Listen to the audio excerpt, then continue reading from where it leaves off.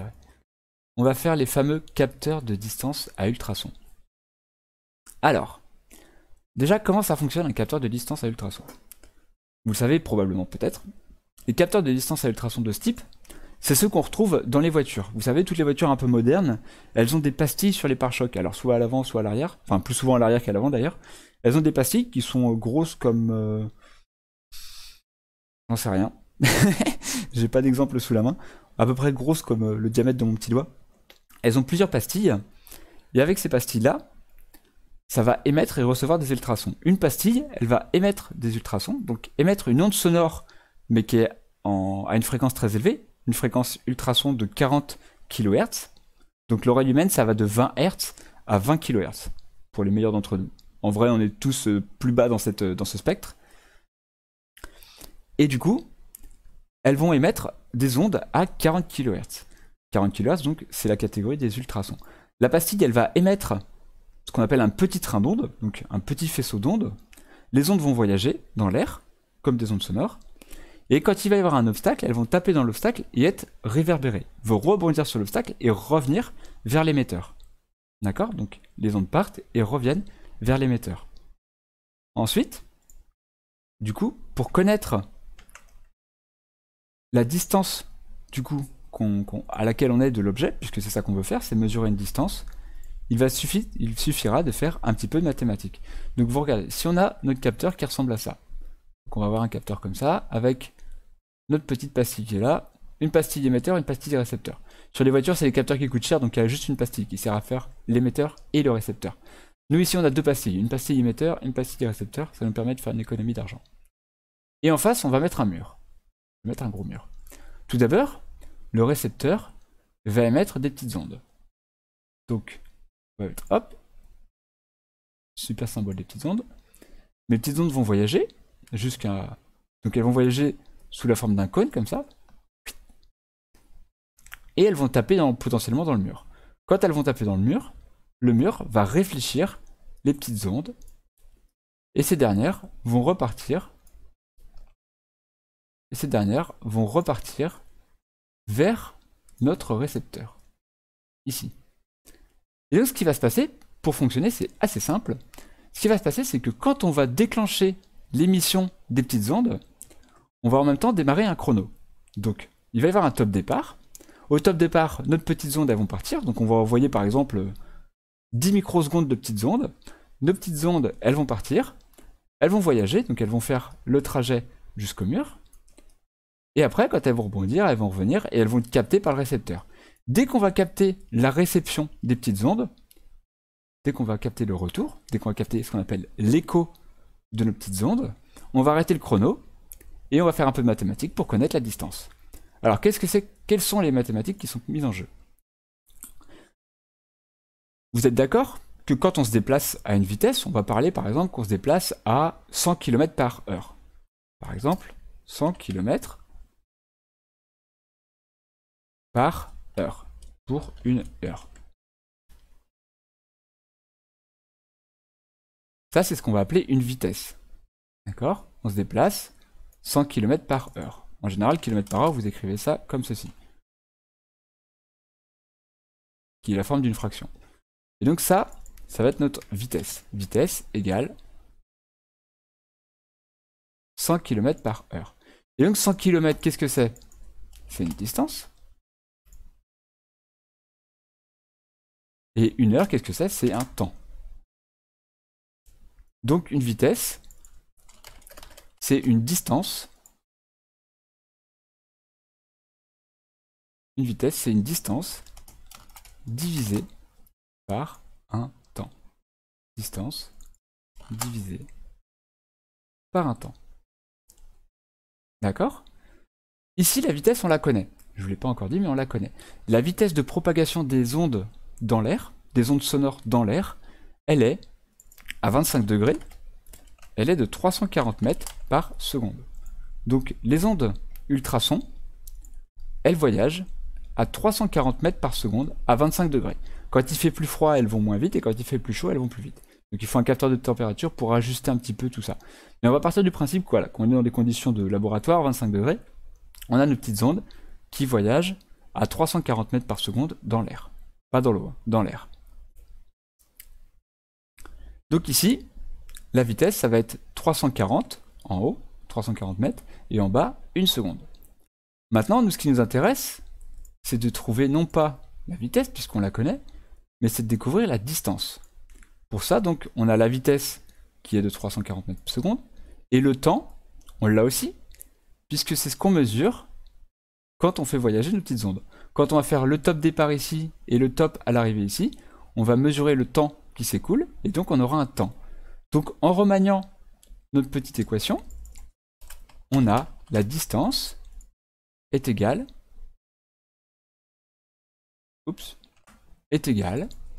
à la vitesse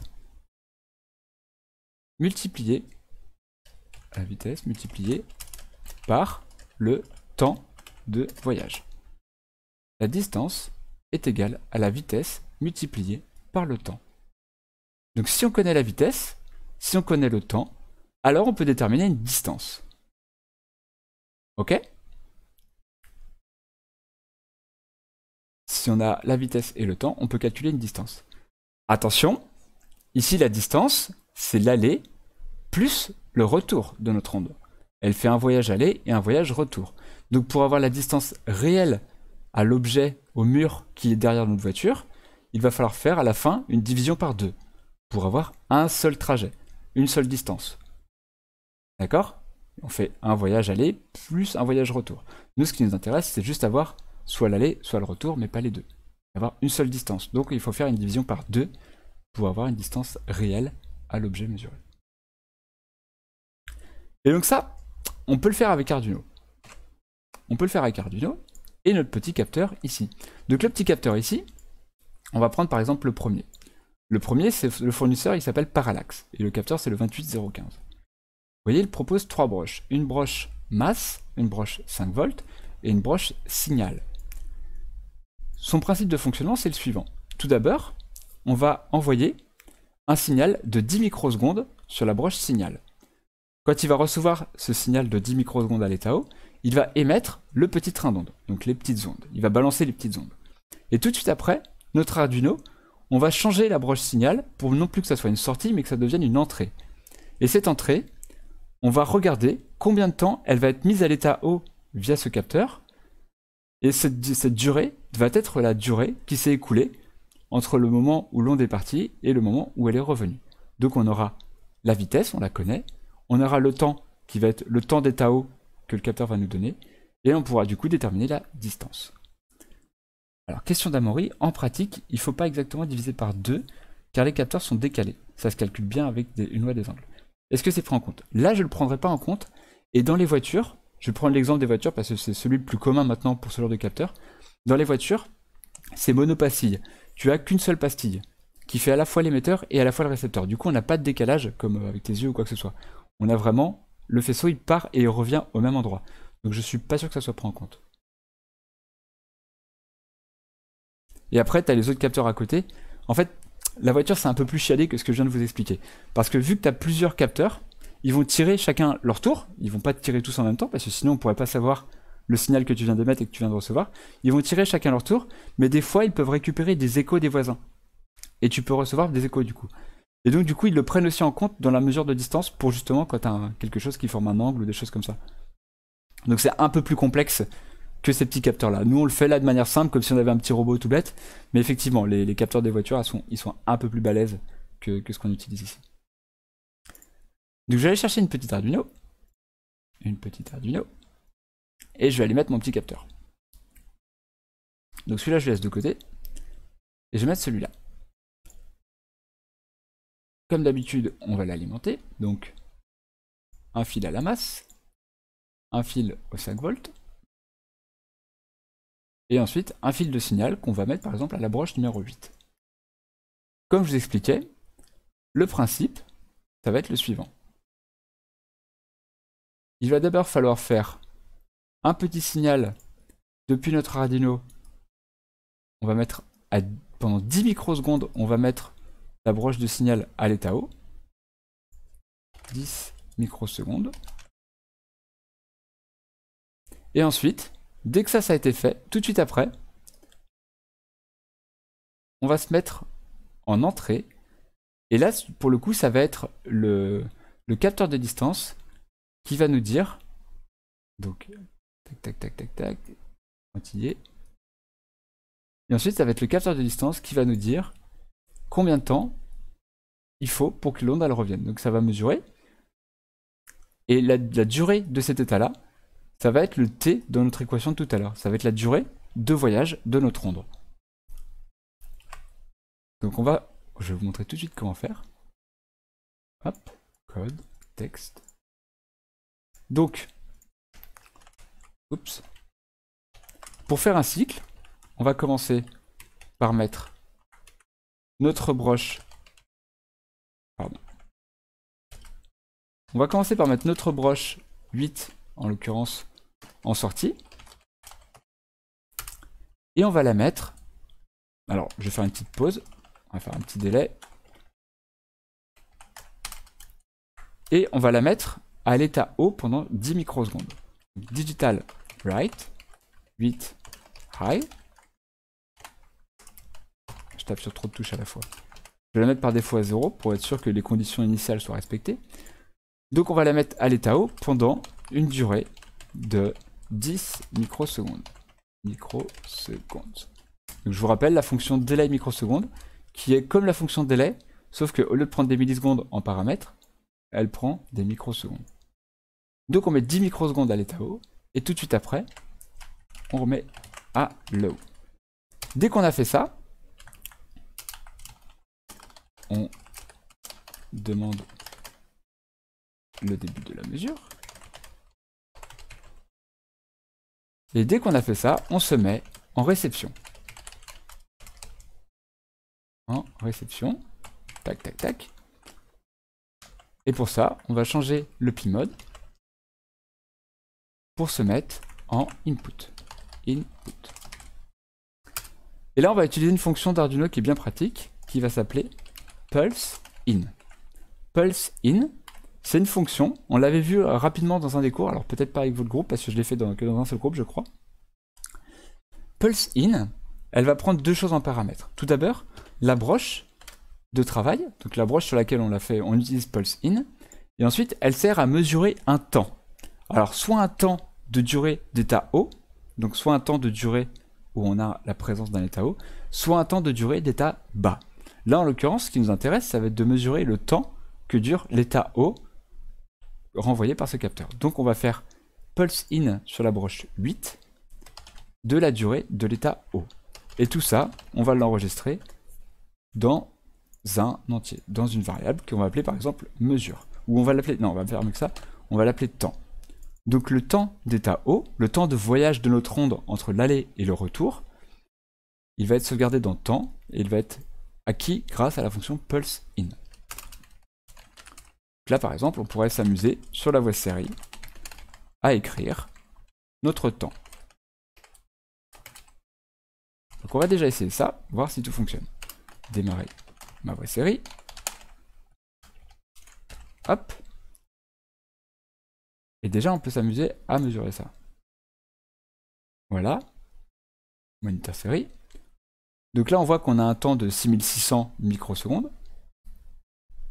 Si on se rapproche, notre temps diminue. Et si on s'éloigne, notre temps augmente. Jusque là c'est logique.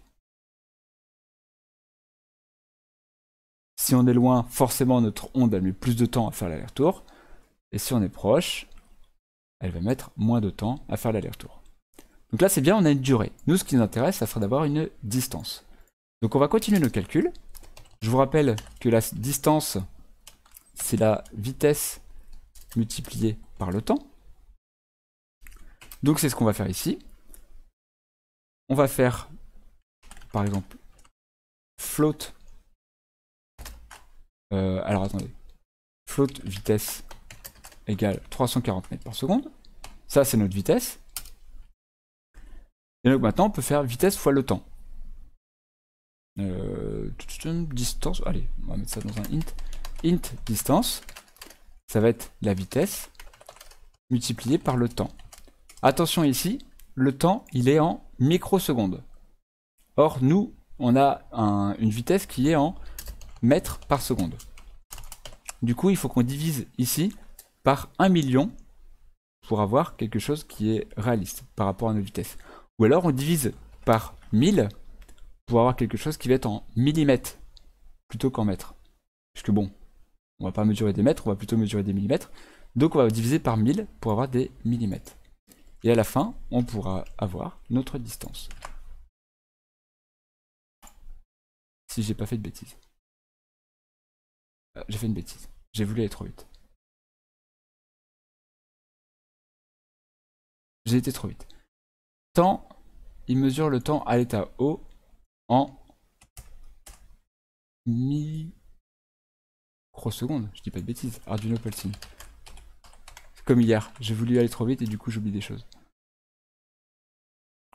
Pulsing renvoie le temps en...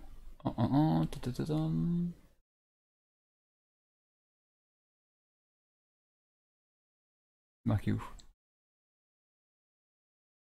The length of the pulse in microsecondes. Donc ça renvoie des microsecondes.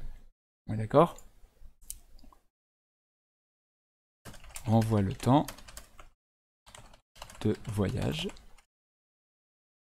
en microsecondes. Voilà. Ouais, je suis pas sûr. J'ai un doute aussi. Hier soir, j'ai fait différemment et là, pour le coup, j'ai un doute. On va le faire en 2 fois. Peut-être qu'on va le faire en 2 fois. Ou alors on va mettre un long ici. Comme ça, on sera tranquille. Long, je vous rappelle que c'est comme le int, mais en plus gros. Ça peut contenir des valeurs qui seront plus grandes. La vitesse, elle est bien là. Donc, vitesse fois temps divisé par... C'est toujours bien d'avoir des petites parenthèses pour bien mettre nos calculs dans le bon ordre. Je vérifie si ça se trouve. Alors, c'était juste ça. On va voir. Non, c'est pas ça. Je me suis trompé. Alors, où est-ce que je me suis trompé?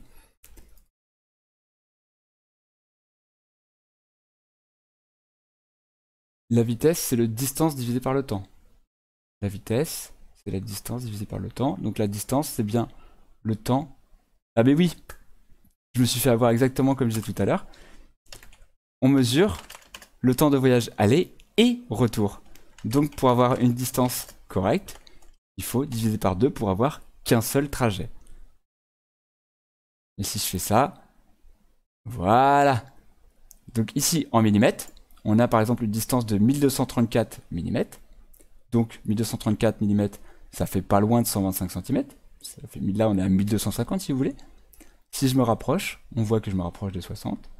Et si je m'éloigne, c'est pareil.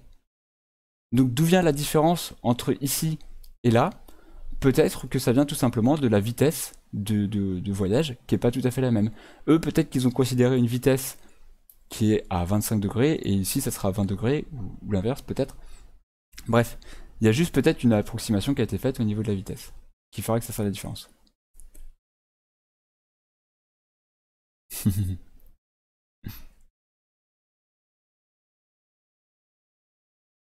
Bon, c'est un peu convolué, j'aurais pu faire ça évidemment en plus simple. Et tout ça aurait dû passer sur des ints, on est d'accord. Mais c'était voilà, c'est cette histoire de diviser par 2, puisqu'on mesure bien le temps de voyage aller et retour, donc il faut bien diviser par 2 le temps de voyage. Petit aparté sur celui-là, ici le HC SR04, en plus d'être beaucoup moins cher que celui-là, la différence c'est que vous voyez ici, il a 2 broches, trig et echo. Trig, ça veut dire trigger, ça veut dire détente, ça veut dire la gâchette. Grosso modo, le signal de 10 microsecondes qu'on est censé émettre ici, eh bien en fait vous allez l'appliquer sur cette broche trigger, le déclencheur ils appellent ça. Et l'écho, ça va être la même chose que tout à l'heure, en fait ça fonctionne exactement pareil, sauf qu'ils ont séparé le signal de déclenchement et le signal de réception, et le signal d'écho. Alors que tout à l'heure, Parallax a tout intégré sur une seule broche, donc ce qui nous permet d'économiser une broche sur notre montage. Mais sinon il fonctionne exactement pareil. Vous mettez 10 microsecondes sur le trigger, et ensuite vous mesurez le temps d'état O sur la broche écho pour avoir la distance. Ouais, du coup c'est peut-être lié à ça, ils sont peut-être plus précis que moi, ils ont fait peut-être plus d'efforts sur la... Alors, j'arrive pas à le supprimer. Je sais pas pourquoi le simulateur des fois me laisse pas supprimer des choses. Si on mettait 346... Oups, c'est une bêtise. 346.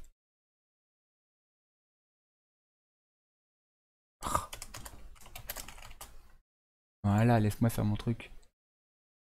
On va voir si c'est mieux. Non, c'est pas mieux, Amaury. Mais je pense qu'il y a sûrement une histoire comme ça d'ajustement sur la vitesse. Mais du coup, voilà, les deux fonctionnent exactement pareil. Les deux, c'est la même stratégie. Mais il y en a un qui fonctionne avec 4 broches, et l'autre, il a fait l'économie d'une broche. Il vous économise une broche, mais il n'a pas le même coût. Il coûte plus cher. Alors évidemment, il n'y a pas de magie. Hein. Derrière les deux pastilles ici, donc là, vous avez votre carte électronique. Derrière, il y a énormément d'électronique. Si on va le chercher sur un Google Images, vous voyez votre composant. Alors, voilà, cette image-là. Votre composant derrière, et donc il y a les deux pastilles qui sont en façade, et derrière vous avez énormément d'électronique pour traiter le signal, pour mettre en forme l'onde de départ, et pour la réception de l'onde, pour l'amplifier, pour regarder où elle est, etc., etc. Donc voilà, ça fonctionne comme ça. Il y a toute une usine de traitement du signal qui vous permet après, vous, d'avoir les signaux qui sont propres sur la broche Echo. Voilà, ils font tout un travail de traitement de signal pour vous simplifier la vie. Et heureusement, parce que c'est un petit peu pénible à faire sinon. On pourrait le faire avec de l'électronique, des amplificateurs opérationnels, des transistors, des machins, des trucs, mais ça sera un petit peu compliqué.